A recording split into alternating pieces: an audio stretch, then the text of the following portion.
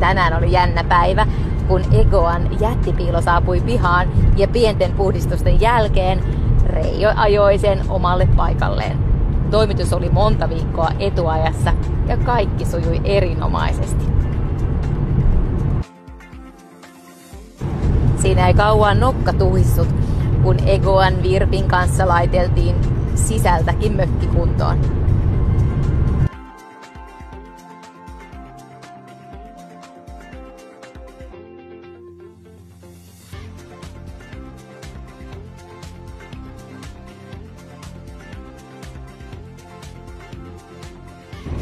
Kaikki oli pienintäkin yksityiskohtaa myöten tyylikästä ja hienompaa kuin oltaisi etukäteen voitu aavistaa. Onhan tää nyt hieno.